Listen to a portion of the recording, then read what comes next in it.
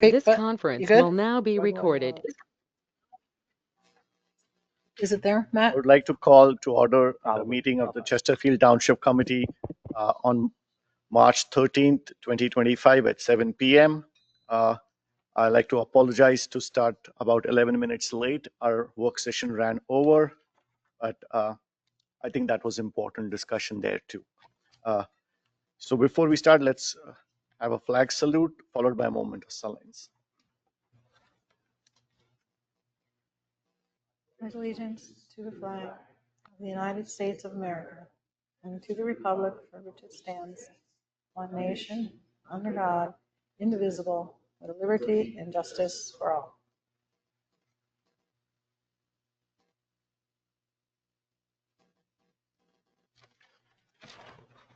I'm not seeing those documents on here. Okay, hang on.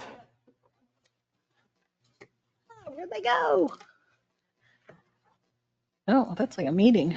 Oh, you don't have it. You don't, No, yours I- isn't on? No, tonight it's fine. Yep. Nope, Other that's okay. nights. M drive. Yeah, I know, but I can't get to it this way because there's a problem. No, I need this here. Two spaces. SER04, 04 or just 4? Yeah, 04. 04, share. / share. Yep, let's see if that works. Okay, cancel. It was up here earlier.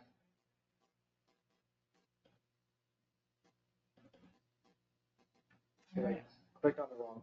Nope, I can get you another. Hey, Rach, there's another. I think there's another laptop right next to my computer on the right hand side, and we'll see if we can get that one working. Yep, plug that one right in there. You want to look at? Do you want? I was gonna say, do you want my copy? Yeah. Oh, that's right. Yeah. That works. Thank you. Do you want me? Yeah, so while we get I can do Matt's the. laptop replaced, do you want to go ahead with the sunshine statement and roll call? Perfect.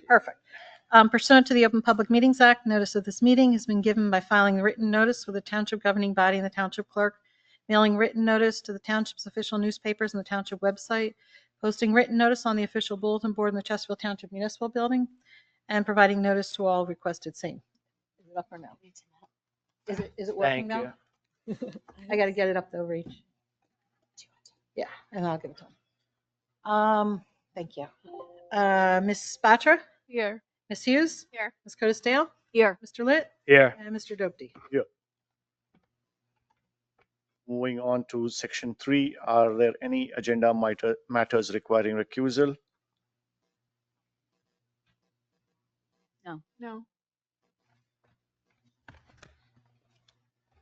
Hearing no, I think we will move on to approve the minutes for the February 13th executive session, February 27th work session, regular and executive session. Did we circulate the notes for the executive session? Executive, I have them right here. I apologize when we ran a little late.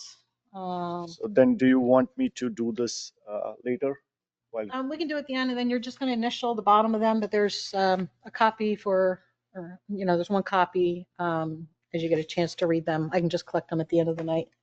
But yeah, we can do that motion at the end of the night if you want. That's what I was saying. Then I'll move this and we'll do it towards the end of the night, so that everybody gets an opportunity to read the executive session notes. Moving on to section 5, public comments pertaining to matter on the agenda only. Do I have a motion to open it for public comments? Second. All in favor? Aye. Anybody from the public would like to comment and for anything on the agenda?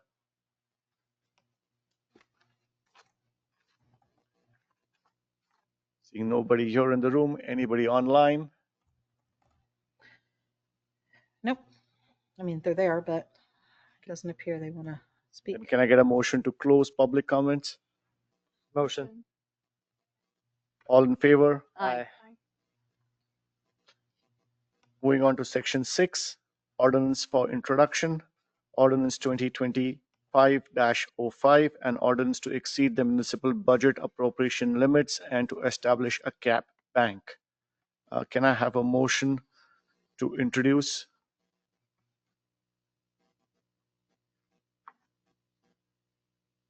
So moved.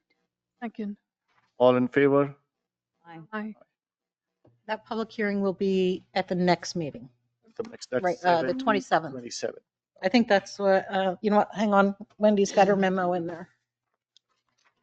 Karen, did you get that? I was a no vote. What's that? I said no. Okay, I did not hear that. Hang on a second.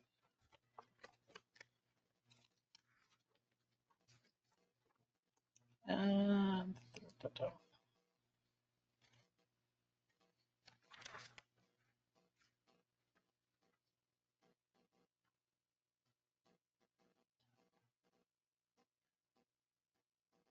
Yeah, I mean, it can be adopted at the next meeting, so we'll just do it on the 27th. Public hearing? The public hearing on that will be the 27th. 327. Karen, I don't need I have the paper now. I don't. That's Yeah, but fine. this is really driving me nuts because we had it on today. Don't worry about it. I don't need it. Okay. Paper is good enough. Thank you, though.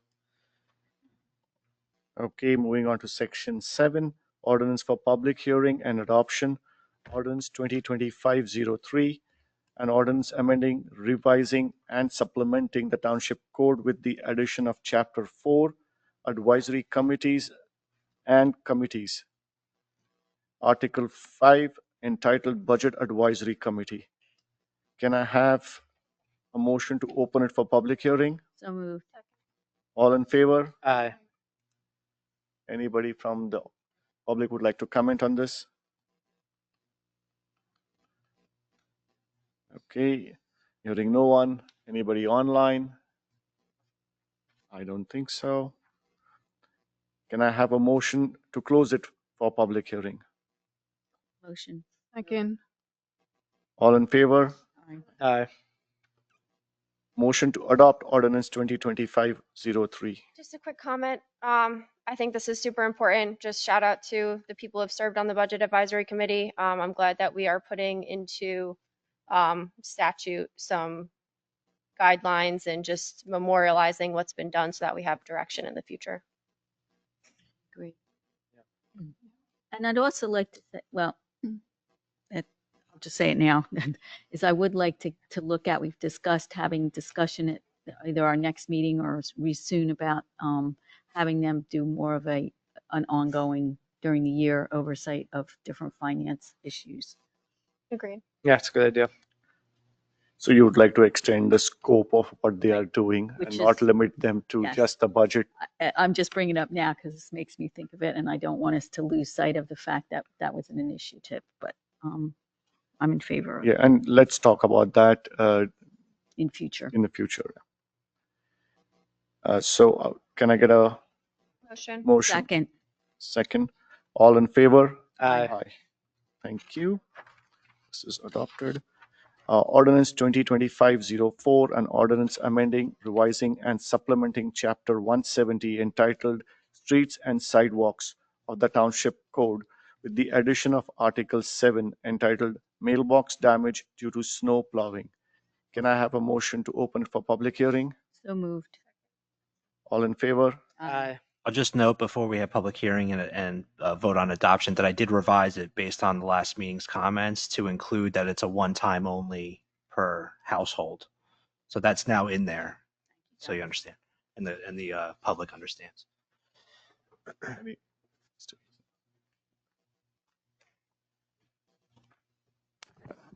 Steve Hazen, 447 Main Street. It's not necessarily about the mailbox damage, although I don't know why my township money should go to someone who doesn't know that the snowplow could send snow or hit their mailbox.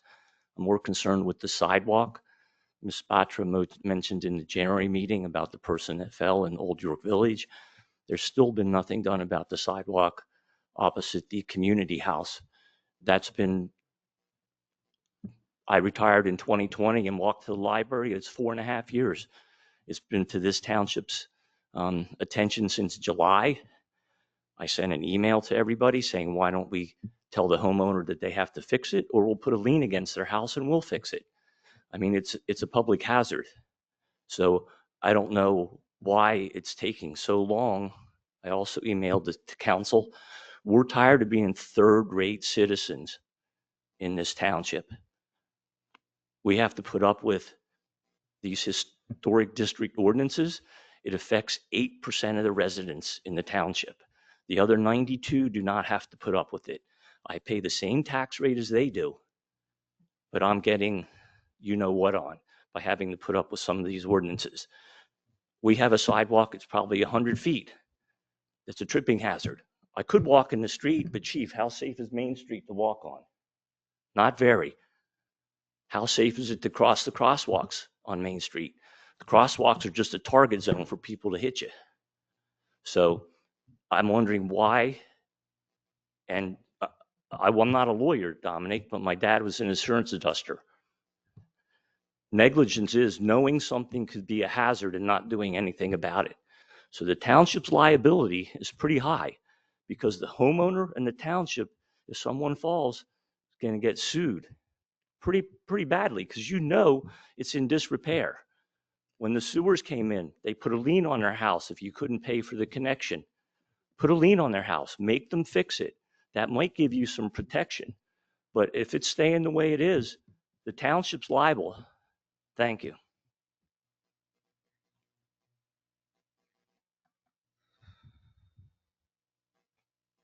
Good evening, Dawn Donahue, 79 Bourne Chesterfield Road. Yeah, this is about the mailboxes and the streets and all the other stuff, but I'll say it again, and offer, I don't know how many times, I'll do a lovely course on how to protect your mailbox. It's homeowner's responsibility. And I believe, Mr. Dopty, you said there are people in the new development that have put up fences that should not. Same way with the sidewalks. Nothing is being enforced. At some point, you guys need to say, the mailboxes are minuscule at this point, $75.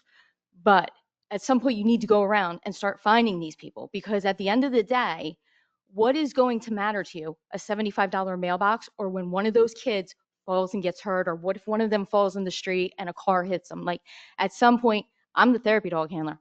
I don't want to go out there because nobody's doing their job and I have to pick up the pieces. I don't want to do it. I will do it, but I don't want to do it, and I will be really mad when that happens. So again, the mailboxes are one thing, but again, these street sidewalks, you need to start enforcing these things. And as the committee, it's your job to say, okay, like if you know somebody has something done, call Glenn and tell him, have him go to court. I mean, at some point, I just don't understand why we're just saying these things and not doing it. So again, like, why even do this resolution if you're not going to follow through with it, is my thought on this. And again, you guys have got to follow through with it. Like, you're worried about these mailboxes, worry about those sidewalks. Those are more dangerous than that mailbox is. I'll be honest. If that mailbox comes down, it's going in the grass. If a child falls or somebody falls, and I will tell you, if you've never been at that school and watched those kids, Chief Davison might be able to tell you, they don't pay attention. This is them coming out from school or hanging with their friends, running around, pushing each other. They don't have a clue of what's going on. One of them's going to get hurt, and there are sidewalks that are lifting. And like I said, they've painted green like that's a warning, but some of them are lifting like this. Like, we're not talking about like this. We're talking about a lot. So it's got to be enforced at some point. Anybody else? Anybody online? Seeing none, can I close public comments for ordinance 2024-4, 2025-4? All in favor? Aye. Can I have a motion to adopt ordinance 2025-4? Second. All in favor? Aye. Thank you. Moving on to section 8 for resolutions, we have resolution 2025-3-01, authorizing the introduction of the 2025 municipal budget. Can I have a motion to approve the resolution? Can I make a comment first? Sure. So I'm going to be a no vote on this. I just can't at this time support introducing a budget that is going to raise taxes on our residents at a time when I think that they need relief. I guess I'll briefly just reiterate my comments from last week, which is, listen, I don't want to, I mean, we just had a meeting where I was talking about burdening residents. I don't want to burden our residents with a tax increase either.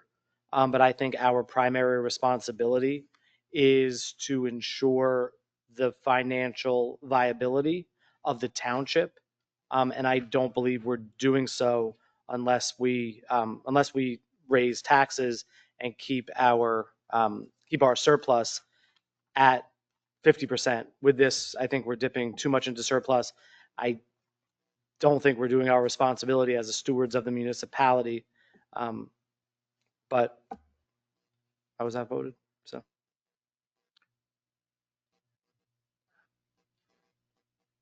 Anybody else? Okay. So can I have a motion to introduce 2025, not introduce, motion to approve resolution 2025-3-01? So moved. Second? All in favor? Aye. no.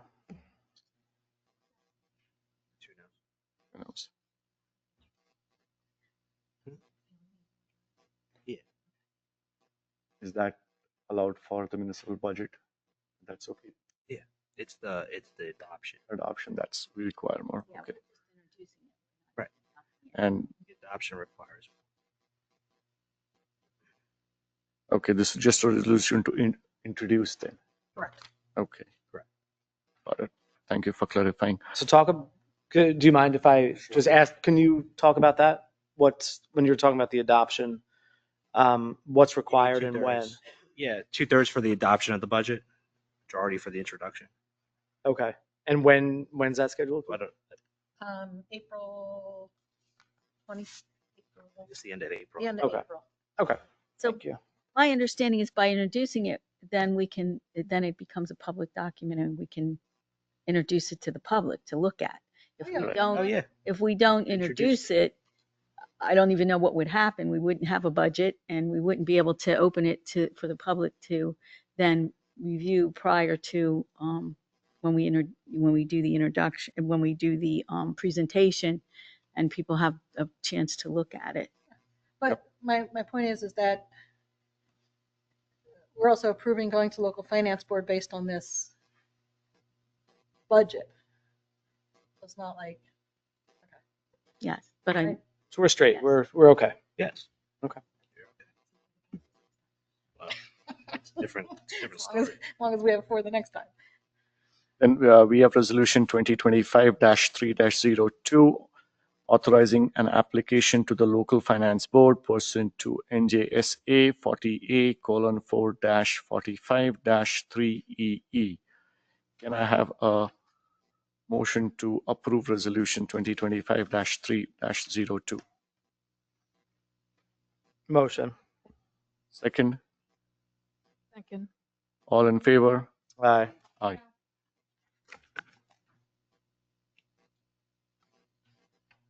Resolution 2025-3-03, authorizing emergency temporary appropriations.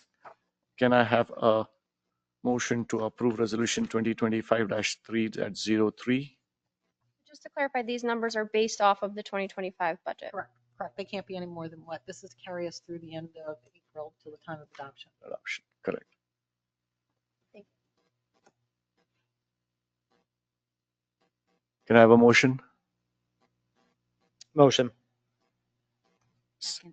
All in favor? Aye.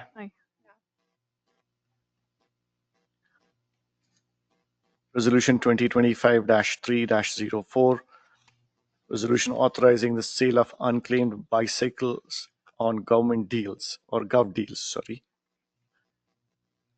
Can you speak a little more to this, George, or? I would look to the chief. This is a police activity, right?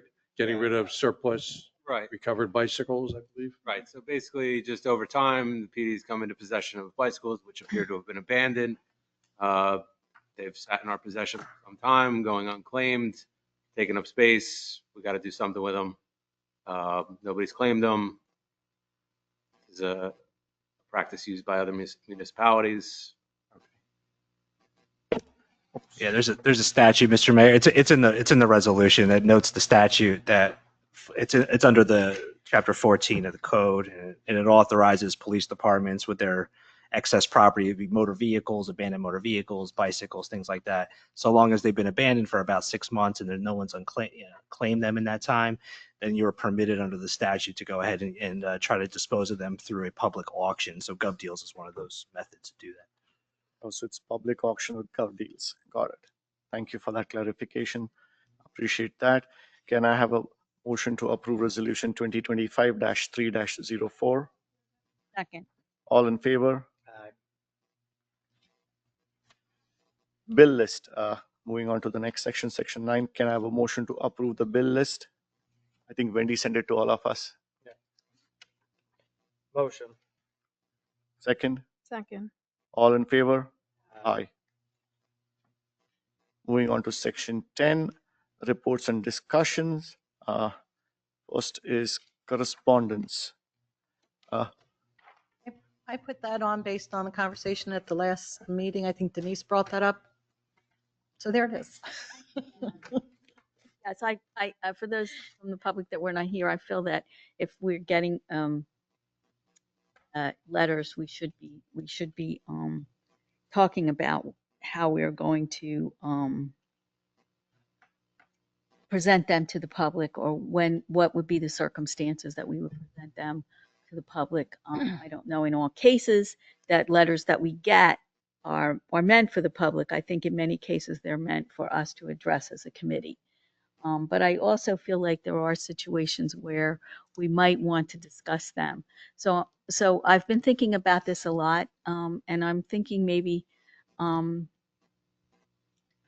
that we could have it be presented to us through George or whatever. And I don't want to put all of this on you, George, but that this is something we should discuss publicly, as opposed to a letter that is being addressed. But I think that in many cases, for example, if you're addressing it, then maybe you can say this is a letter or email, whatever, that was sent to the committee, and this is how we're handling it. You know what I mean? So I just wanted to have more of a discussion about it. I just feel like I don't want to. We've had people come and say that they feel like that things are not being addressed when they send a letter, or more often when I say letter, I mean email form of a letter, right? And I don't want to do it in every case, because I think in some cases, might be handling things that might be best kept confidential. But I think in many cases, we should say, you've all received this email addressing this topic, and we want to make sure that we are discussing this topic and addressing this topic. And so I don't know what the mechanism for that would be, but I think to have it come through you perhaps might be the best way. This letter, they're addressed to us usually as a full committee. But I just want to feel that people, I think it's important that people feel that they're being heard.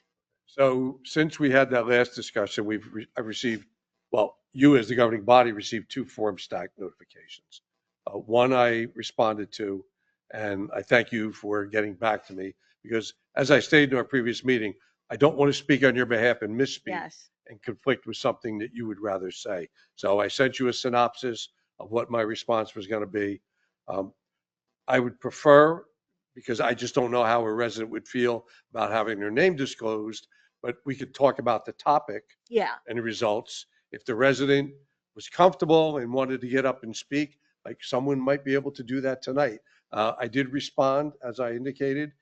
That person did call me on the phone. We had a further discussion.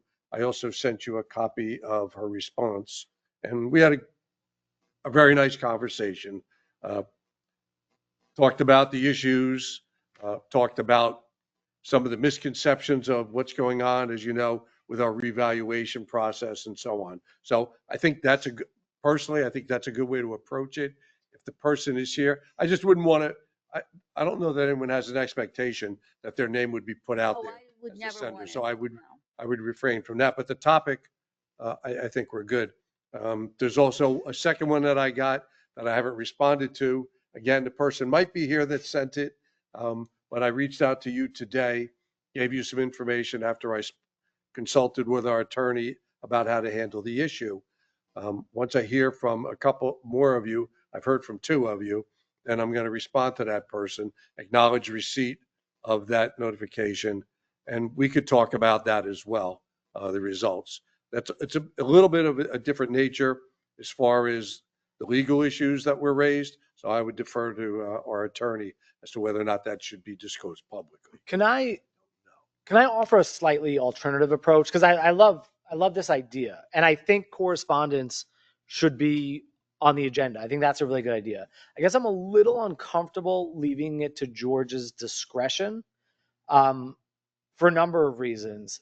The way I would do it is if we have a section called correspondence, I would suggest that any then of the five of us who received correspondence, whether it went to all five, and this is no different, we always could have done this, we just didn't focus on it. But what I would love to see is just a section where, okay, did any of the five of us receive correspondence that we care to share either with each other or with the audience? Because I feel like it's a lot to put on George to pick and choose what is and isn't read. I would rather the five of it be up to each of the five of us. I think I'm that's how not wedded to George. That was just Yeah. my suggestion. I just, my basis is that I feel like I just want the public who takes the time, members of the public, to write, to say that, yes, we did receive this, even if it was just publicly acknowledging we received a letter in regards to, and I agree with George, I wouldn't want to say names because, Yeah. you know, somebody might write to us without the expectation. And Dominic, I see you looking. I have a little- suggestion. No, I so- know it's like me kind of butting in, but like, No, but I want to hear I- you're our attorney, so we I want know, to it's get not your like a advice. legal thing. It's more of like a policy. But I think it might be better because of Matt's concerns is maybe just more of like a general report just to show that we are responding, right? So I received 3 Substack communications. I acknowledge receipt of all 3, and I've since responded, or I'm in the process of responding to 2 of those, and I've already responded to 1 of them. And I think if the individual, the public, wanted the actual concerns raised, that they would come to the meeting and express it during the public portion. And I think they've sometimes email, sometimes because they want it kind of dealt with behind the scenes. Mhm. So maybe just a suggestion, just more of a general, just like report, just to acknowledge that we did receive this many communications over since the past meeting, and we've acknowledged receipt of all of them, and we've responded to this many, and we haven't got a chance to respond to this one, but we're working on it. I don't know, just No, I'm keeping it fine with that. very, I like, just general. don't like the feeling, especially given the feedback that we've gotten recently, that people feel like they're throwing an email into addressed to all of us or some of us into a vacuum. So, you know, I think we can start maybe with the way Dominic's saying and kind of keep it at the minimum.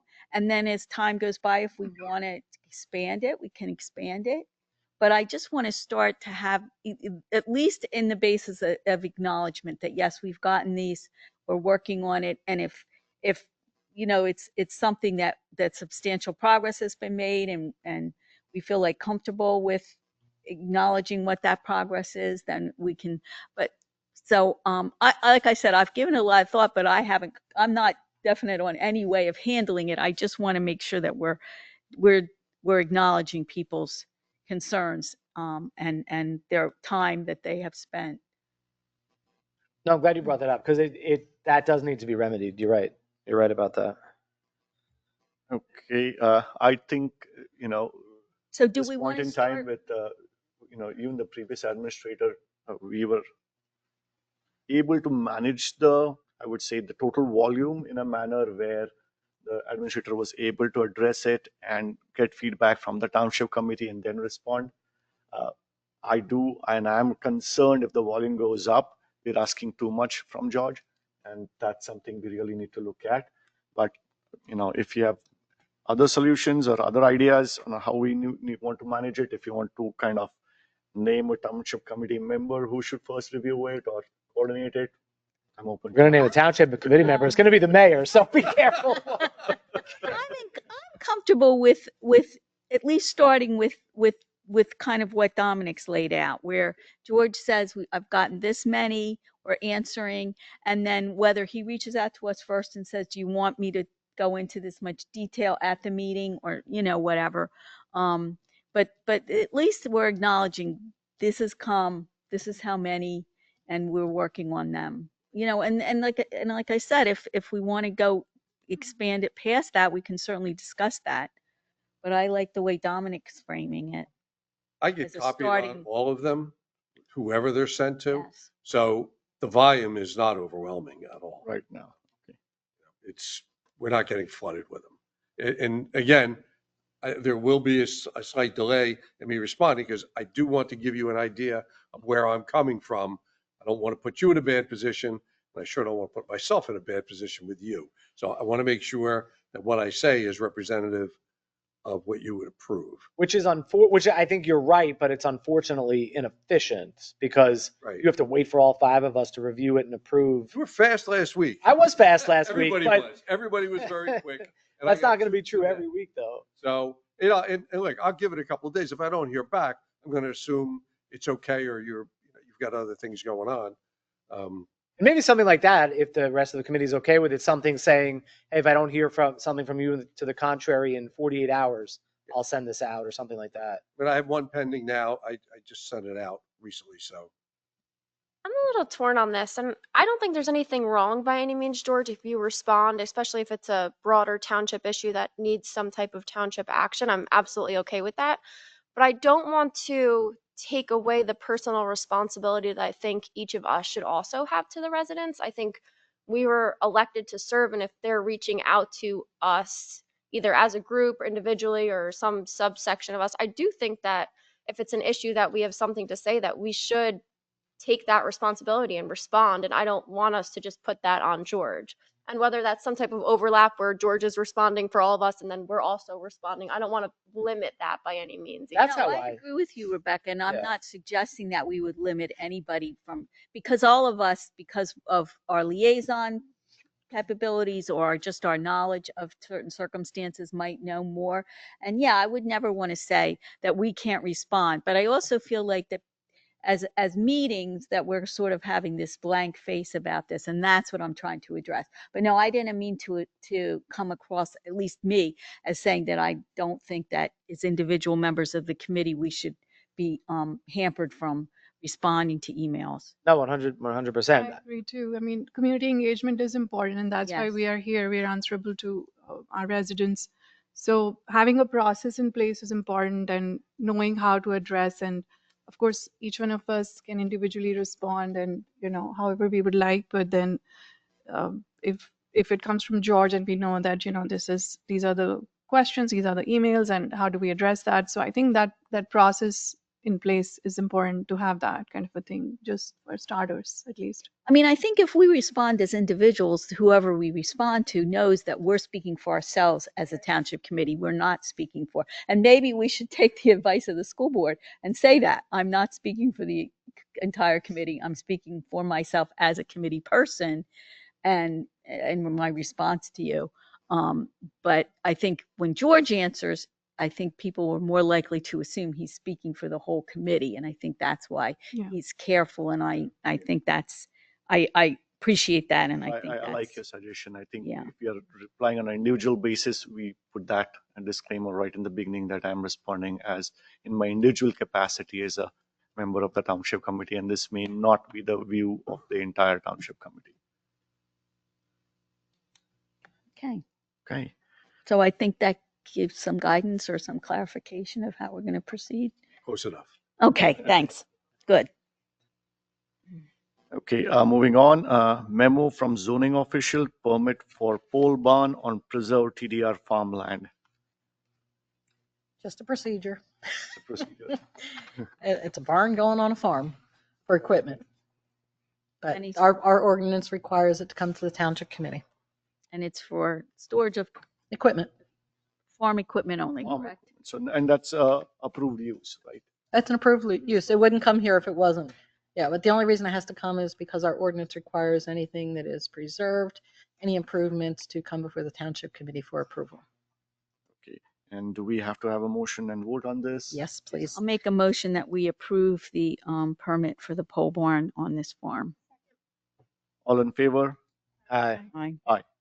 Thank you so much. Moving on to reports from the administration, the mayor's comments first. So I would just like to convey my thoughts on the budget. I think I've been involved in this financial review of the budget, annual financial review of the budget since 2015. That's the first time I got involved. And the situation that we face in this town, in my mind, we heard two extreme ends today, right? One extreme and from Mr. Litt and one from Mrs. Hughes. So I fall somewhere in between because in my mind, we cannot keep flat knowing the fact that we have to go for out of cap approval every year to the local finance board. And if we keep it flat or reduce or I would say, charge with the taxes, then we are looking at a referendum pretty soon. And when we go to a referendum, we do not have very good choices.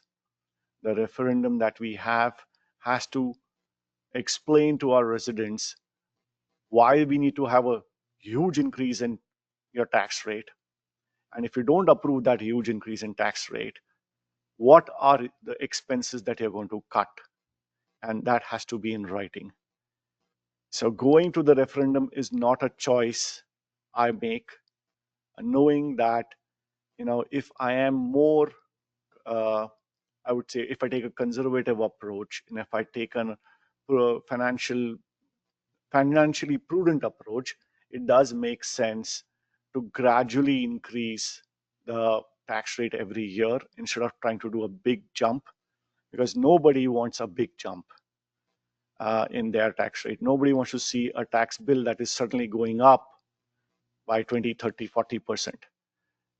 If you have a 1 to a 2 cent rate increase, that is more, I would say, it is something that we can plan for in our budget and not feel the pinch for it as much compared to when you get a sudden jump in your tax rate. So that's the way I look at it.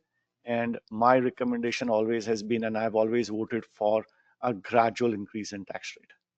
So that's all I would like to share. And we will have the presentation on the 27th, I believe, in which you can see the review by our CFO, as well as we'll take your comments. And if you have anything to share, we'll take that into account as well.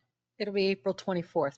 Oh, April 24th, Yes, sorry, not our next March. meeting is on the 27th, but the budget hearing, It'll be public April. hearing on the budget will be April 24th. There's nothing on the budget in 2 weeks. No, we won't have, no, because we got to go to finance board and all that stuff. That doesn't happen until early April.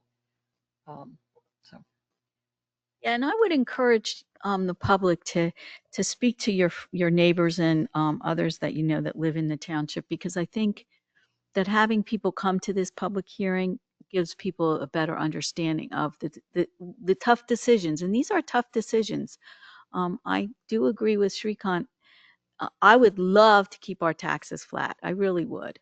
But unfortunately, we're just not in a position to do that unless we make cuts that I think that I look at of being that would not be things that I think most of our residents would be happy with. One of the reasons why I'm very happy that we've been able to do this ordinance on the Budget Advisory Committee is we've had that for a number of years, and I think it's been a real bonus to this, and I think that the Budget Advisory Committee serves as a balance for us. I take them very seriously. I think most of the committee people here and people I've served with in the past do listen to the Budget Advisory Committee because they're bringing a perspective of that many more eyes looking at the budget. We have 2 people here right now who have looked at this budget and see what we're facing. So, I would love to say, oh yeah, we're not raising taxes, but I don't think, as Shrikant sort of alluded to, that would be financially prudent either. Because if we run out of surplus, we not only have to go to referendum, but we also then have no surplus after that.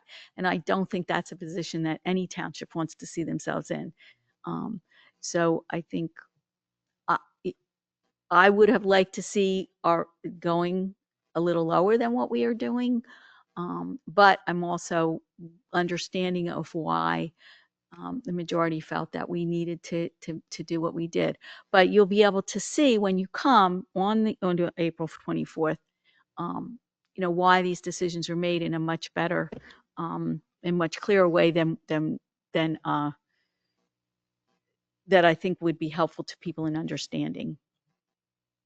And I do think, Denise, and obviously you and I see it a little differently, but I do think it's important to point out that the township CFO recommended that taxes be raised, that was the responsible thing to do this year for the future of the township's finances. Absolutely. Like That's you always said, been our- Sri, I would have. That's always been our CFO's recommendation to raise it to what is allowed under the cap. Yep. Agree. Anybody else on the township committee? Yes, just a quick thing, and it just left my mind. Oh my gosh. Did you have something?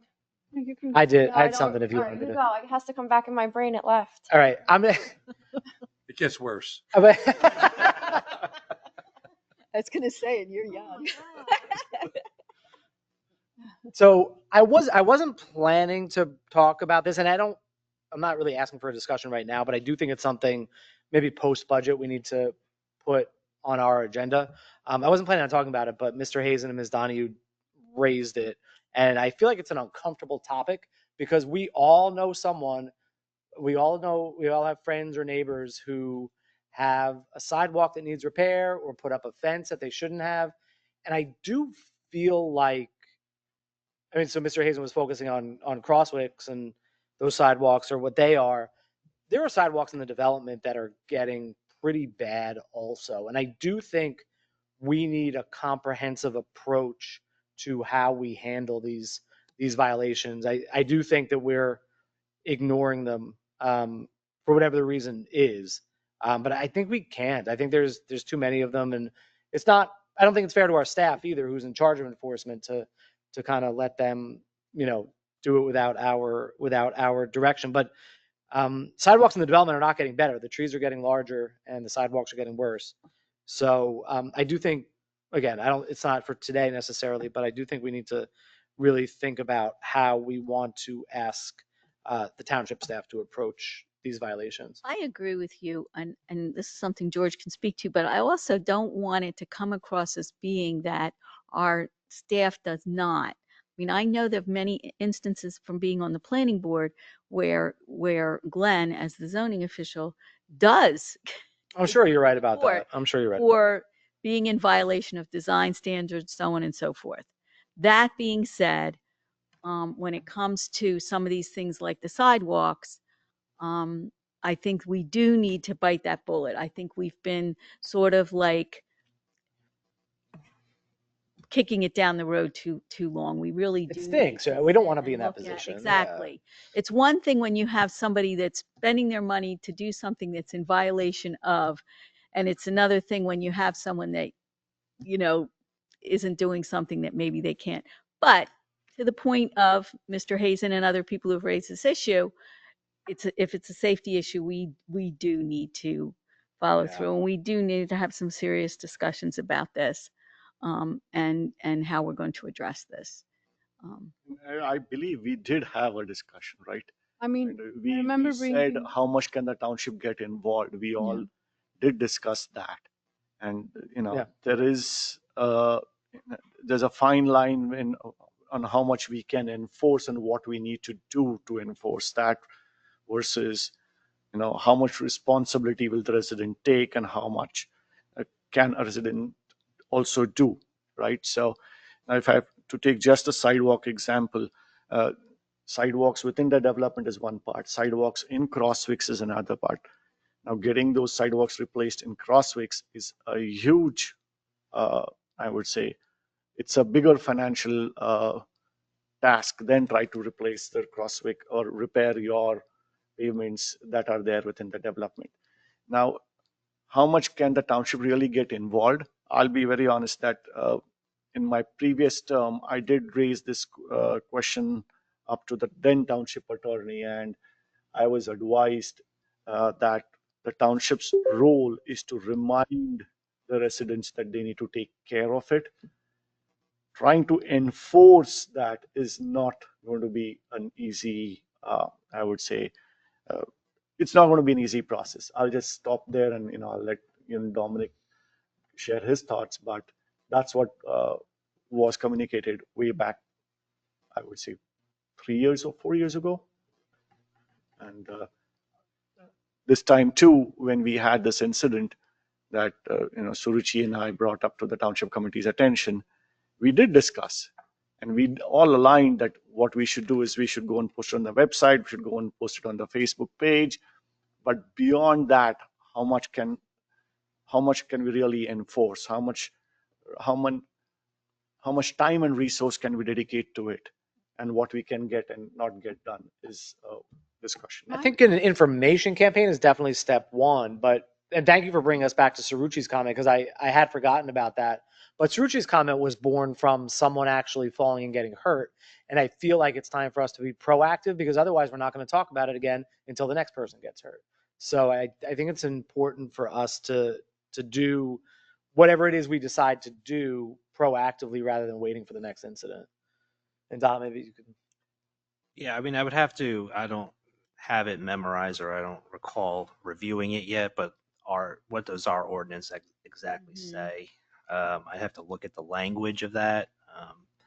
But if it's in my opinion, if it's in such bad shape that it's a hazard or it's unsafe, I think we would have an ability to at least cite the ordinance and see if they'll be able to abate it, and then we could go from there. But I would have to do a little more research on that to see if we could actually, enforce it to the courts and things like that. Well, if you do that research, and then maybe George could give us some insights as to how other townships, we're not the only township that has old sidewalks as well as new Say, sidewalks in that are the being two towns impacted. I was at,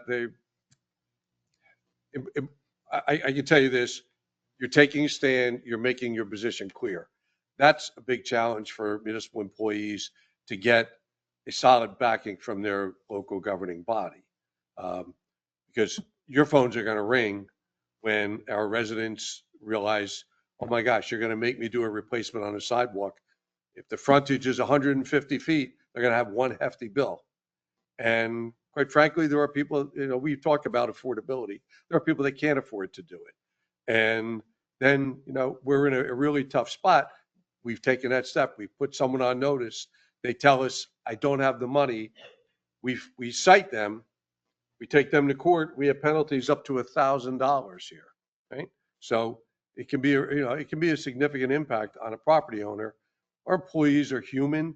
They don't want to go out and just start hammering folks, but they need to know where they stand. Clearly, you support Glenn doing what he has to do. The other thing that Mr. Hazen spoke about is in our ordinance. If the homeowner fails to make the repairs, we can do that under the supervision of Public Works or by them, and then put a lien on the property. That means we have legal work to do. It's not an overnight job. It costs us money, nothing against paying our attorney, but we would have to pay him to put the lien on. That lien may be there for 20 years. I don't know. And still doesn't get the problem fixed. Right. Well, we do it, and then we do it in that we do it, instance. and Okay, we have to okay. lay out the money. Okay. We have to come up with the scratch, and then we put the lien on the homeowner, and we hope we get paid someday. And So, where do we get the money for that from?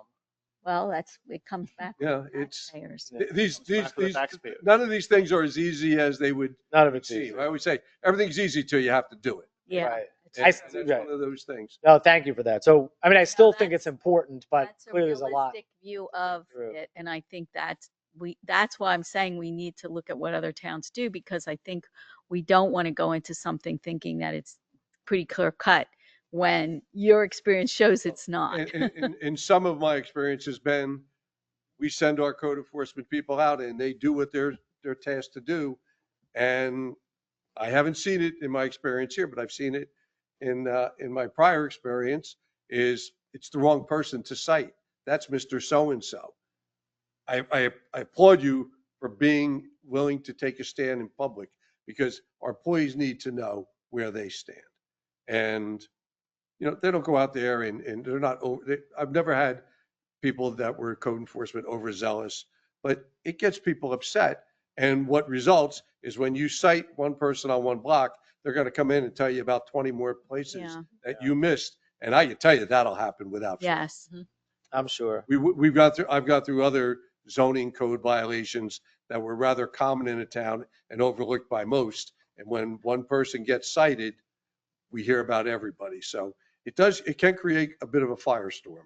Yeah, We may I believe that. need expanded seating here one I, day. I also feel that, George, I think our residents are they're not probably aware enough or educated about the issue, like whether it's their responsibility to, repair the sidewalk. I've personally spoken to a few of them. One of my neighbors, her mom actually fell and she thought it was the township's responsibility because of whatever was the problem with the sidewalk. And then I had to kind of explain it to her. So a lot of times people don't know it's their responsibility, and there have been too many incidents, and we just want to avoid that proactively. With the weather getting warmer, people be out and about walking around. So I think something I needs agree to be with you. I mean, I think to do that education to me is a no-brainer, right? I think 100% where I think it's already on the website. We certainly could put it on the website. We could put a letter in our tax letter, put just to make you aware, this is our, I think where the difficulty is when you have older residents, when you have residents that are under, don't have the money, we're putting liens on people that, so, I mean, I want to do this in a way that's cautious. Yeah, we don't That want we're to. that we're addressing all of these issues, because we might find, like George said, this person's repairing it. They're telling us about this person. They're telling us about that person. We may end up putting on a lot of liens. We don't even know. And I just want to do this cautiously. I do too, and I think we're a ways away from thinking about liens, but you talking about people being able to afford it or not. I mean, there is a significant legal liability there. So if someone falls over that sidewalk, now there's nothing we can do to help them, and they're on the hook for Oh yeah, no, I mean that's why a lot this is more. so complicated. It is. And It really that's is. why, maybe we need to have a letter to just so that people are aware. And guess what? This is the way the law is written, and you are responsible if something happens. Yeah, The first step is unless it's something that's just so egregious that, you've got a hole that people are going to fall into, there's got to be a warning letter first. Yeah. Giving Yeah. people Yeah. ample time to make the repair. And sometimes there's a second warning that the summons is coming if it's not fixed. And let's see what the outcome is from an information. My impression with Glenn, he's a pretty even-handed guy. He is. He's not out there to Oh yeah. give people a hard time. Yeah. But if he gets a complaint, he'll respond. And to some of those that haven't been responded to, then I'll have him do those initial warnings at a minimum to get the ball rolling and let you know how we're doing. All right. But I can tell you the action that he would be taking will be largely in response to complaints. He wears 4 or 5 hats in here, so he's not going to be out there patrolling the streets, taking notes on our residents and property owners. They're going to be in response to complaints. Is there legal liability, Dom, if we warn but then don't enforce? Does that insert us into the process and so? No. No, because that's what our ordinance says. If it's the homeowner's responsibility, it's their responsibility. We're not inserting ourselves by warning. I mean, of course, would probably be named in a lawsuit, because who wouldn't name the municipality in the lawsuit? But I believe ultimately we wouldn't have any liability. Okay. I did ask the same thing with the previous attorney also, because from the residents' perspective, they didn't plant that tree. When they got the house, the tree was planted. They didn't put that mailbox. When they got the house, the mailbox was already there.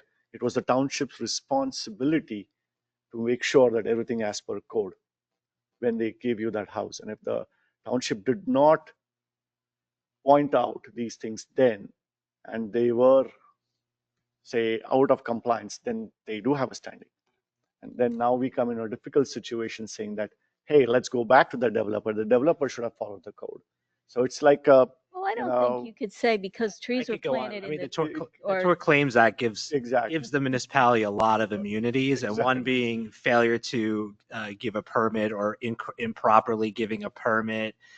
You actually have immunity from that. So, I mean, it stinks if you're not the municipality, but there are a lot of ways out. I'm just Exactly. No, I'm just saying defending a that lot of that's these what over the years. Resident, when you talk to a resident, that's what the residents come up and tell you.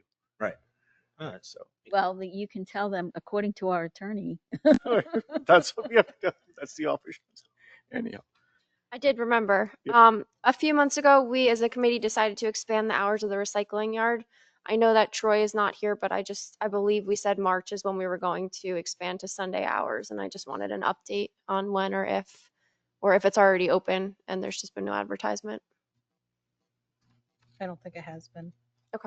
Could you I follow know it hasn't up? been Yeah. advertised, so I doubt if it's been Okay. done. Yeah, could you follow up? And then when it is, could we just make sure that we post that a couple of times on Facebook and on our website so people know? Good idea. point. Yeah. I thought about that with the wind the other day. Yeah, right. We had a bunch of branches come down. Well, and a lot yeah, of and it- it hasn't been that warm, but the last few days it has, and I'm sure people are going to really start working out in the yards. Okay, if we have no other comments from the township committee, then we'll go on to the administration. I know, George, you have a couple of. Just a few things. One, last year, the township allowed our office personnel to have a summer schedule. And so Memorial Day will be here before we know it. I want to run it by the committee and see if it would be permitted to let the staff, again, work 8 to 4:15 Monday through Thursday and 8 to noon on Friday. It gets in their requisite hours and gives them a nice break for the weekend. I didn't hear of any issues last year. I don't know if any of you did. Fridays weren't empty days here. Folks still came to work, even though it was a half a day. So the job is getting done. Personally, I have no problem with it. And if it's all right with the committee, I don't know if you'd want to do a motion or just an approval since we did it last year. We did it more than just last year. I think that was. We've the been second doing- year. It's been done, Right. yeah, for a couple of years, but I think 2 years ago is when we started. Yeah, so last year was the second year. Yes. I have not heard any complaints from any residents about it. I know, I talked to Troy today. I don't know, he didn't come, but I he never was, heard his answer. I didn't hear his answer yet, but he was going to talk to his staff and see if they want to do the same thing, and they would be coming in earlier, even that, but still the same thing on Fridays, be in until noon. That most of their work, they move to earlier hours in the Anyway, summer come at anyway. 7:30, right? They come in at, right now they're 7:30 to 3:30. Even earlier would be like 6:30 because it's bright. Oh, yeah. Well, and then in the warmer weather, it's good to have them in there, doing that stuff. when it's Before it not gets real hot. 100 degrees out. Yep. But it may include them and it would be the same deal as for us. It would be, hour for hour, they're making up all the hours during the week to come to the total of 40 hours for the week. I guess in the interest of fairness, I mean, I think in the past they've chosen not to Correct, participate. correct. Yeah, I'm supportive Yeah, of I'm it. fine too. We need a motion or we are good without that? If you guys want to do a motion, you can. You don't Seems really need to. unnecessary. It's just give George a direction. I think it's. Yeah, I think we are all in favor of it. And just so you know, when I started here last year, our clerk and the rest of the staff watched me work the extra time each of those days, never told me that I was getting overworked without due compensation, but I happily, I'm not going to seek any compensation. But after the summer was over, I realized I was doing the 8 to 4:15. Everyone that's- acted surprised. I never realized it until you said something then. I So was like, oh my gosh. I may be here 8 to 4 or something like that. Also, Rachel is here with us. She has a request for you regarding use of the rec building at Fenton Lane. That would need your approval. It's just the Northern Burlington High School boys baseball team. They did it last year. They were asking for approval for the rec building during the baseball season just for rainy weather days. And they would just be using it from 3 p.m. to about 4:30, 4:45. But I have to get your approval because there's no charge. It would be free of charge. And there were no issues last year. Now, my only question is it part of the CTAA program? No, it's the Northern Burlington High School team. So it's the high school team. So where the CTAA is the recreation for kindergarten through 6th grade for Chesterfield. But then this is the This is the outs- freshman JV varsity team for the high school. And the And only it's other, only for rainy days. only for That would be it. Can you give me a sense of how much it was probably in I the feel like previous for year? the whole season, they probably used it about 5 days. This doesn't conflict with any paying customers? No, because it's from 3 o'clock to about 4:30. No one's using it then? No one's using it. Yeah, I have no problem with it. If no Yeah. one's using it, that's great. I'm fine with them Same using it. Thank you. Yeah, there were no issues last year. And it's the coaches, you know, the high school coaches. that My reached only out. thing is if we get into a conflict with paying members and non-paying members, then I would give priority to the paying members. That's what- And they give us a certificate of insurance. Perfect. Thanks. Thank you. Thank you. Thanks, Rachel. You know, I didn't have the, One other item, the chief? oh, go ahead, yeah. Oh, I'm sorry. No, go ahead. I just wanted to remind Shrika, I don't have the environment or ERIs on the agenda, but we do have his report. Okay, But- perfect. No, you go finish with the other one, George, sorry. One other item, the chief is here with us tonight, and we discussed this briefly with the township attorney. He's got 2 potential candidates for hire, but we're still waiting for the results of some of their screening. And chief, if you want to explain to the committee what it is you're seeking tonight. Yeah, sure. So 2 conditional offers of employment were extended. Those are conditional upon those passing and meeting the standards of additional exams, psychological, medical, and urinalysis. So I'm still waiting on the results of those exams. I expect them any day. I do have some, but I do not have all. I'm expecting them any day. Once I have them all, I'd like to get them in and get them started. Typically, I wait for a resolution from the committee authorizing appointment. But since we don't have a meeting until the 27th, and I think those results will be in before then, basically what I'm seeking is a motion of approval now that if and when I get those successful results, that I can start them. And then once the next meeting happens, you guys can make the resolution of appointment. So Both entry level? does that make sense?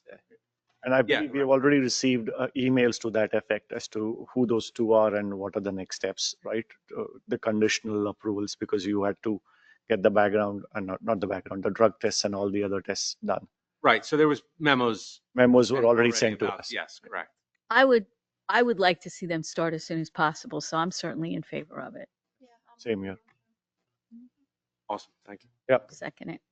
Rebecca. Oh, we you need a made motion. Okay, Rebecca makes a motion, a Doesn't hurt. second. Doesn't hurt to have a motion, right? All in favor? Memorialize So we that approve, did it. yeah, All in hiring favor. those, as long as they clear the I mean, the Yeah. drug test and the background checks, Right. not waiting till. They're entry level, chief, you said? Yes. Entry level. And then we'll have a memorializing resolution on at Right. the next meeting. Exactly. Sounds good. We would like to move to the township engineer for his report. Okay, I just have a few updates. Sykesville Road phases 1 to 3, which is the northern section. We've been waiting for some punch list repairs that were supposed to be done last fall. We ran out of weather and the contractor couldn't get coordinated in time, so they're scheduled for next week to do the final repairs for that punch list for that project. It's already closed out, but there were a couple maintenance bond repairs that carried over. Marjoram Road, we did finally get in touch with PSE&G and get coordinated. We have a meeting next week to go through the final pole locations that need to be moved. We already have DOT approval, so once we find out if there is a charge from PSE&G or not, then we will proceed with bidding that project for construction. Hogback Road, we started surveying that. As soon as I have base plans, we'll do design. I'm looking to bid that in April. That'll have to go to DOT for approval as well, but we should still be able to bid that in April. There's nothing in between on recreation. Recreation, we're just waiting for weather. As soon as the weather and the contractor is set up to start paving, which should be soon, we'll get the rest of the parking lot and the walking paths and all that constructed. Item 7 is the grant that we submitted to connect the path to Fenton Lane from inside the park. So I believe they were announced in June last year. So yeah, June 11th was last year. So around June, we'll find out if we got the grant to finish all of the path work in the park. Let's see. Item 9 is the gazebo at Olivia Way Park. We did get quotes together and awarded that to R&M Construction. It was approved in February. I sent submittals over, so we just have to pick the color for the shingles and for the floor. Once we do that, then I can send that back to the contractor and he can get that ordered. As far as the generators, we've been waiting for a while for the generators to come in. They're supposed to come in spring. I'm hearing now first or second week of April. We also have a meeting with PSE&G for that to schedule we have the services installed, but we have to get the meters installed once the generators go in. So it's a little bit of coordination so that we're not without power, or backup power, I should say, at any of the two pump stations. So we have a meeting scheduled on the 18th with PSE&G to finalize all those details so that we can have hopefully a smooth construction and not have any downtime at the pump stations, minimize the backup power that's required, temporary backup power that's required. And that is all I have at this point. I just wanted to ask you, so once you order the gazebo, do you have any idea how long the turnaround The time is last one we for the did actual delivery? was I think it was 4 to 6 weeks. The one I just did in North Hanover, same gazebo basically. So I'm expecting the same.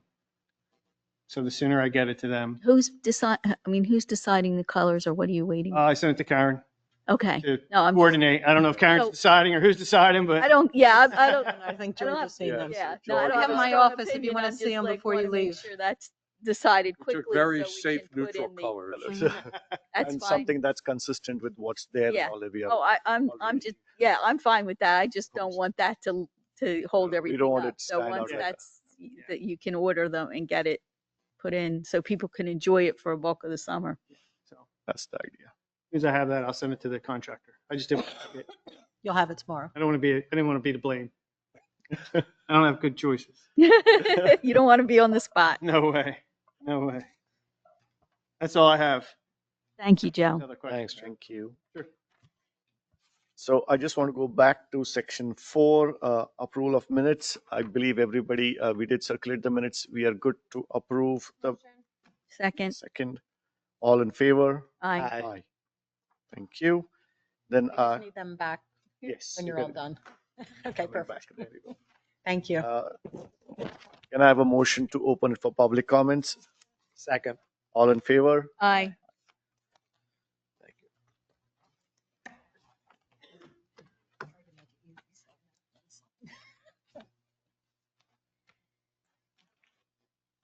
Good evening, Dawn Donahue, 79 Bordentown, Chesterfield Road.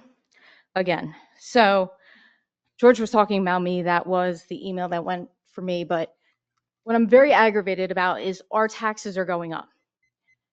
But you have to understand, I have already put out numerous text messages letting everybody know when this meeting is, April 24th. I'll pack it if I need to. I don't live in the villages. That should have been an HOA, and it is not. All of my municipal tax money goes to you guys. I don't utilize it. I have a county road, county snow plowing, county road work, anything that's done there. Like, I don't even utilize Department of Public Works. And you're basically saying that I need to keep putting this money out for the sewer system, the retention ponds, the whatever. It's like, I don't understand it. I called my workplace attorney. I said, come up with something. He did. It's called a SAD. It's called a special assessment district. It's where the villages, the residents would be taxed to do projects like the road work that's going to need to be done, the retention ponds. Because I'm going to be honest, I don't reap any benefits from my municipal taxes. I don't. School's a whole separate thing. I got to go to the school board for that. County, I got to go to the county, library, all of that. This is municipal I'm talking about. Like, you're asking the people that are not in the villages, that don't reap the benefits like you guys do. I don't get lawn service like you guys do. And you're asking me to say it's okay. At some point with this reassessment and these raises of it, and then you're going to say, well, we're going to have to go to referendum and services are be cut. I'm sorry. I don't feel that the police should have to be cut or fire because you guys, that should have been an HOA. But that's not here and now. That's Larry Durr's fault. I'm going to say that right now. That is Larry Durr's fault. He can come visit me if he wants to. But at some point, you're asking all the people to keep forking out money when we don't even reap benefits from it. Like, at some point, enough is enough. And I applaud Rebecca for saying that she doesn't feel that our taxes, she's voting no. Great. I'm sitting here talking to people. It's going to be close to probably $1,000 or $2,000 a month just in property taxes to live in this city or live in this town. For what? We don't get trash. We don't get this. Like, at some point, you have to justify to me why I need to keep paying what I'm paying and I'm not getting the benefits I am.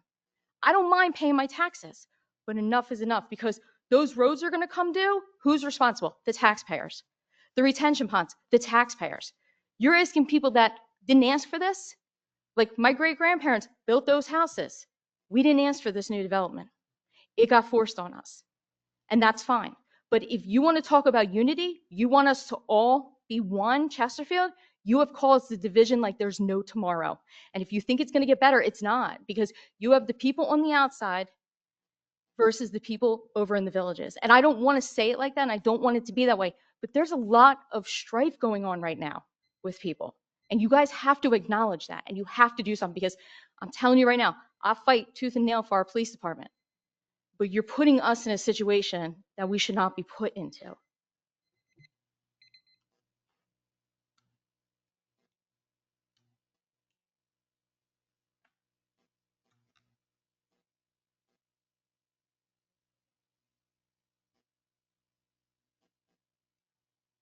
Susie Mayon, 16 Chesterfield, Crosswicks Road.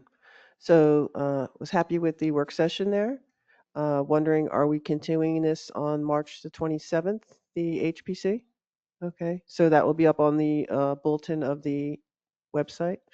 And as I stated earlier in the earlier meeting, I do some homework on some of these things, and I've done some homework on actual Crosswicks and Chesterfield, the application that was put in on the National Historic Register. I did, some open requests from the state and the National Historic Register, and most of those houses that are listed in there look the same in the pictures from 1975 as they look today. They have a vision of Church Street. It looks basically the same, except for the cars are from the 70s as opposed to now. And anybody can go and look on them. Same thing with the houses that are on my road. They're basically all the same. Crosswicks and Chesterfield are fortunate they had a benefactor of Gertrude Brick, who did help a lot of people maintain their homes. And that's probably the difference between the Crosswicks and Chesterfield and Sykesville was kind of on its own. It never made it into the historic register. So, that just kind of went by the wayside and people didn't know in the 70s. But for the HPC, I think it's going to be important for education, because it's been around since 2016 and I haven't really seen any education activities for residents to partake in regards to historic district. And if it's so critical to the township that they have this, I think the education should be there, because, it just should be. Of course, today and, 1975, the information out there, you would have to go and look something up into the library, but now there's everything online. There's a lot of information online that resources they can seek if they do want to restore their home. But still, I think education is imperative. And as far as the sidewalks, put up a booth at the Harvest Fair or the Green Fair, or just a placard that you can put up and say sidewalk safety or something. Just get people knowing, because like Sarucci said, some people think it's the township's responsibility. It's not. It's a homeowner's responsibility. A placard, get that made. How much? Or SEWA can make something or something. A youth group can do that and promote sidewalk safety. There's a ton of ways to go about it, but every time you reinforce it, it just, gets ingrained in the person's mind. That's all. And I look forward to coming to the work session on the 27th. Thank you for your time. Thank you. Thank you, Ms. Mahan.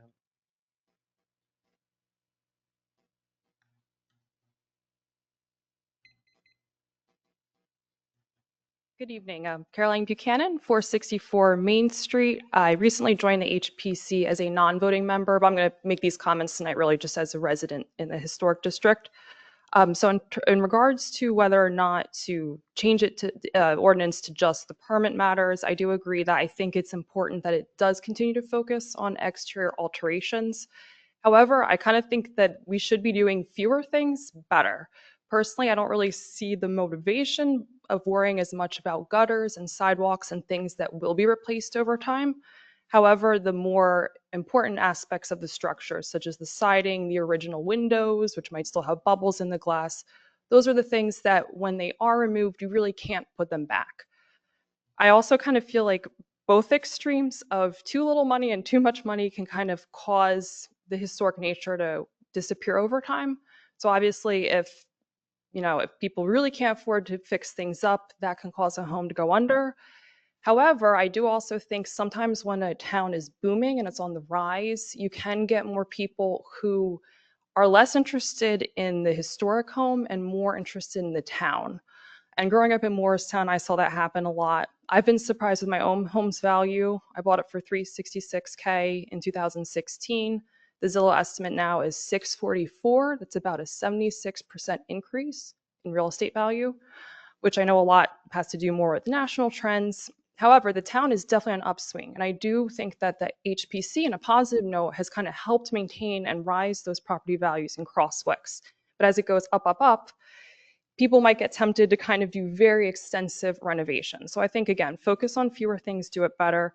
As to the question, though, of how quickly can things change, I'd just be curious what case studies might be out there, what data. I think that might be helpful in kind of seeing the importance of the HPC, so it can kind of clarify different gut feelings that people might have. Also, in terms of affordability, I know there certainly can be challenges. And again, I know the HPC, it is advisory. It's trying to look at things on a case-by-case basis. I also feel that sometimes people get sold a bill of goods. I've seen Anderson salespeople going through that I think can push, oh, your windows are in terrible condition. They were very aggressive on the phone with me. My windows are in pretty good shape. I mean, I have some I want to restore. Storm windows do a lot to help that. There sometimes are more cost-effective, simple measures that you don't have to be so aggressive. So again, I think the HPC can hopefully advise on that. I also think either way, regardless of what happens, having a stronger sense of community would definitely help. I think part of the challenge is people kind of feel like they're on their little island trying to figure out what to do. So I think the education piece is important. Again, I've only been to 2 HPC meetings. I guess what feels hard is we can't really talk with each other much. Like, I mean, we can talk at the meetings, but in terms of like, how are we going to educate better and what are we going to do? Because I guess if there's 3 or more people, it counts as a meeting.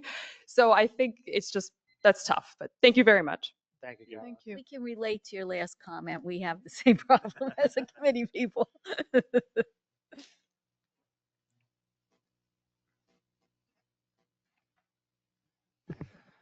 Steve Hazen, 447 Main Street. Let me start out that I would respectfully request maybe more than 3 minutes. I have a whole bunch of notes regarding the prior meeting. I'm not going to bring them up all now. Some have to connect the dots, and I might take more than 3 minutes. You can cut me off if you want to then. Joe, when the stormwater management regs came down, were they a surprise and a little expensive? Yeah. So I would ask every member of the town council to think of the storm. When you think of stormwater management regs and cost, think of the historic district residents, because that's how we feel. This was thrust upon us with no notice. I agree there was a sunshine law, but if there was notice to the township, I don't think it's my responsibility to find out what that was. If the township noticed us, tell me how you did it, because I can come up with 20 people that say we didn't get any notice. So the HPC 2016, we had no HPC for 340 years. What would make me think to look in the newspaper, oh, 2015, that's the year we're going to do an HPC. Well, if I'm that clairvoyant, I should maybe buy a lottery ticket when it's 800 million. I could live any place I wanted if I won that. So we had a May 30th meeting. 100 people probably there in person, 25 online. 90% of them were not in favor of the HPC. At that moment, we could have done a survey, which should have been done in 2015 and 16. The residents who were existing in the township were disrespected because we weren't asked what we wanted. Denise, you just said over there was a request for an HPC. I have an idea who requested it. It was probably 3 or 4 members of the Historical Society. But we don't know because it was kept more secret than the plans for the invasion of Normandy at D-Day. So if you want transparency, you guys, I appreciate the effort you're putting in on these ordinances, but from the get-go, we were never notified. So that was, like I say, that was disrespectful for the existing residents, some of their 20, 30, 40, 50 years, and there was no courtesy extended to them to say, we're thinking about doing these ordinances, what do you think? In regards to an HOA, you could form an HOA, but what you have to do, you have to go to the residents and do a survey. Do they want it? If they don't want it, it doesn't get formed. Okay, how come we weren't asked? That's, you know, that's to me, that's not a very good optic. And as to the planning board, the HPC being advisory, 17 Georgetown Chesterfield Road a few years ago, empty lot. The guy wanted to build a house, wanted to do vinyl siding. And I got this from the builder who built it. The HPC wanted hardy plank. He said, it's too expensive. He settled on brick. Now the HPC didn't get vinyl, which they're happy about because they hate vinyl, but he spent thousands of dollars more than he had to. That's not advisory. If you force someone to do something like that, that's not advisory, that's regulatory. So I don't know, that's where the confusion comes with the HPC. There's no consistency. You can't be both, advisory and regulatory. Which are you?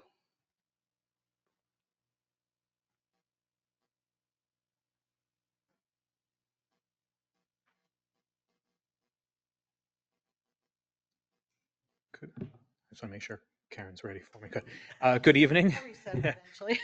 Brett Anderson, 62 Brookdale Way. I just wanted to raise, I'm listening to residents, I'm listening to even committee members making statements about the budget. I think there is a terrific opportunity this year for us to have a presentation more than just on the actual budget that's being introduced, but a conversation about the finances, because if we take the politics out of it, the math is the math. When we talk about a referendum, for example, it's a scary word. It's not something that the township chooses to do. It is imposed upon the township under certain circumstances. So we have no choice when that comes to us. The math is that we have certain expenses outside of cap, and the surplus, which is a little bit of a misnomer. People think, oh, just extra funds that we can spend. The surplus doesn't allow us to close that gap. Raising the tax rate does. And it's not a perfect solution, but there is such a gap between what is in and out of cap, what we have to close, that the surplus does not allow us to close. That's why my interpretation of the CFO's recommendation in increasing the taxes to the maximum each year is because I think it was mentioned, if we don't raise it to the maximum over a set of years, when the referendum, if it comes down, when it comes down, we will be forced to make a decision as a community. I think it's also would be helpful for the community to be educated on the difference of expenses in and out of cap. For example, we as a township decided to put police and EMS outside of cap, but if we have a referendum, that doesn't mean the expenses outside of cap automatically get cut. The township has the ability to make decisions if the referendum is turned down on what gets cut, whether that's the funding for the library, whether that's the public works salaries, or what we do, that's up to the township. And looking at the numbers, just looking at the budgets over the past few years, there's also a financial limit in what we can cut in what some people might find to be discretionary. And then you're just downright getting into the core salaries. You are getting into potentially police, the contract with EMS, et cetera. So there's also a limit where the math requires that we have to do certain actions, and they're not popular, but we are within our limits because we cannot increase the tax levy beyond a certain amount each year. So I just think overall, having that opportunity to educate the community a little bit better about what some of these terms mean, I think would be really helpful. Thank you. It would be interesting to see some suggestions along those lines, Brett, as somebody that's served on the Budget Advisory Committee for quite a while. I think it'd be helpful to give us some guidance, and maybe George is coming from other towns, of how we can do a better job of educating people, because I think you're right. I think the more people understand and are educated about this, the better we are all off as residents and in facing these difficult decisions. I just want to add, I do think as a committee that we have, on all things, not just on budget, tried to really prioritize transparency and education and learn from some mistakes of prior committees. And I would love, Brad, I mean, you, obviously you are the community, you've been on the budget advisory committee for, I know at least 2 years, but I think it's been longer than that. If you have any suggestions on how to get people engaged, because we can educate and we can obviously do a better job too, but we can put information out there and provide definitions and presentations and materials.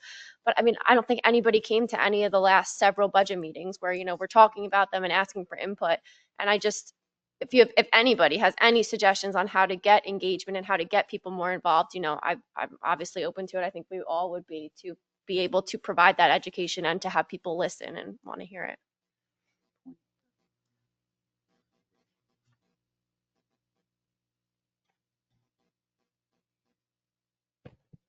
Molly Hazen, 447 Main Street. And, the Bible says that it has everything for life and godliness. And that also includes not just about God, but also law and government. And in 1 Timothy 1, it states that the law is good. The law is not made for a righteous man, but for the lawless and disobedient. And I feel like the HPC, when that law was instituted, it all of a sudden 213 residents woke up, and now we are lawless and disobedient because some of us have vinyl siding. Some of us have windows that aren't the approved windows. Some of us have gutters that are not in the guidelines. And I just find that repulsive, quite honestly, that we just woke up one day, as like my husband stated, there was no notification. We did not get a notice saying, hey, we're thinking about doing this. What do you think? And we are citizens, not subjects, right? So the whole purpose of our town being like famous, we have a revolutionary cannonball in the Quaker meeting. We fought the Revolutionary War for freedom, right? Taxation without representation is what the Patriots fought for. And I feel like the council has lost that somewhere. Like we were not represented. We weren't given a vote whether we could do this or not do this. And as far as Dawn had mentioned division, I feel like this has truly divided us, as well as like the whole development thing. It's a whole nother topic. But, we're not only divided historical and non-historical, but then you take the historical and then you have contributing and non-contributing. And then, those that have favor and those that apparently don't have favor. And like the whole thing with vinyl siding, this blows my mind. Like, is it that awful? Is my house that awful because it has vinyl siding on it? It just makes me sad that there's so much division and war and craziness in the world today. And we're here nitpicking, oh my goodness, you need hardy plank, not vinyl. And I don't know, it's very upsetting.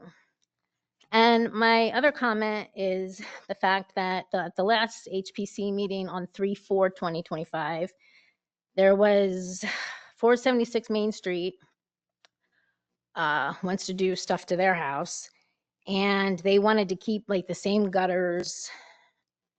I don't know, I can't read my own writing, and fascia and all of that. And the HPC said, no, you can't have that. According to page 43 in the guideline, this is what we want you to do. And the contractor looked at the owner and said, like, this is going to be more expensive for you. And so there really isn't an option. If they had said no, it goes to the planning board, and I've heard the planning board only agrees with what the HPC recommends. The HPC was not recommending what the owner wanted, so they had to change it up. And I just think that, like, where is the freedom for this? Thank you. Thank you.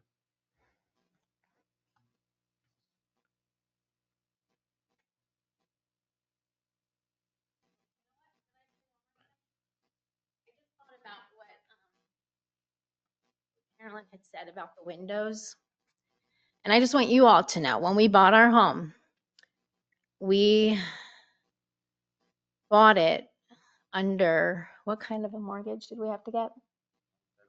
It was a federal loan. The mortgage company wouldn't give us a mortgage because it didn't have a COA. A CO, sorry. Okay, and so we had to replace 17 windows. So if they had like the marbly glass, that wouldn't have been acceptable. And none of them did. They were already they were not from the 1700s. I grew up in a home that was from the 1700s, and I know what that little marbly glass looks like. And that's not energy efficient at all. My parents had to replace all of it because, again, we don't live in doll houses. This is not a hobby. This is our home. So if I had a second home and we could play, I would love to play. But this is not, we don't have that kind of money. Like, we're all talking about the budget, how expensive everything is. You know, I can't understand how you guys can't comprehend how crazy this HPC ordinance really is. It's just, it makes no sense. Thank you.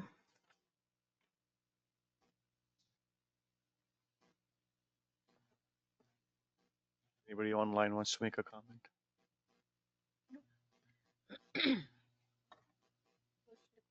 Motion to close public comment? Second. Aye.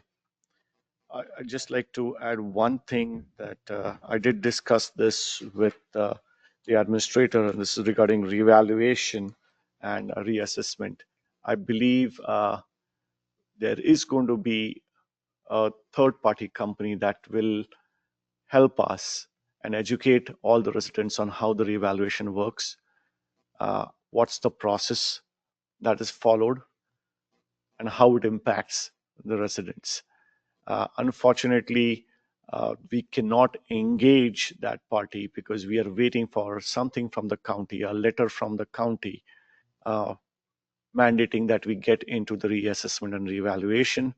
That was supposed to happen sometime last week or last month, but the county has some challenges going on and we still haven't received that letter. So we cannot engage the third party who's going to help us with the reassessment and revaluation. And once they are engaged, they will do multiple public sessions where they will educate the public on how revaluation reassessment works. If I remember correctly, Glenn said they would do one here at the committee and then 2 other standalone sessions. And do they actually then do the assessment, right? They do the visitations. It's not Yep. our employees, it's the committee. I mean, the Third party. community. Party, yeah. It's a shared service that we'll be doing with other towns as well. So we're sharing that cost with other neighboring towns. I believe it's the first time that this is happening where you have a shared services, excuse me, revaluation. We're just lucky that Glenn serves as the assessor in the other municipalities, so there's that commonality factor, which works in our benefit. Anybody else would you like to make any comment on the? Okay, then can I ask a motion to go to executive session? So moved. All in favor? Aye. I don't believe we'll be taking any action. No action after, just to adjourn. Then we'll just have a motion to adjourn. This will take us. This conference will now be recorded. We are not Okay. West Windsor.